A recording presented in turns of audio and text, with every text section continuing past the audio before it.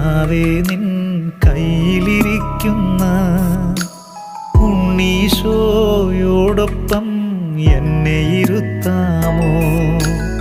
അമ്മേ മാതാവേ നിൻ കയ്യിലിരിക്കുമ്പോൾ ഉണ്ണീശോയോടുള്ള സ്നേഹം നൽകാമോ? അമ്മേ മാതാവേ നിൻ കയ്യിലിരിക്കുന്ന ഉണ്ണീശോയോടൊപ്പം എന്നെ ഇരുത്താമോ?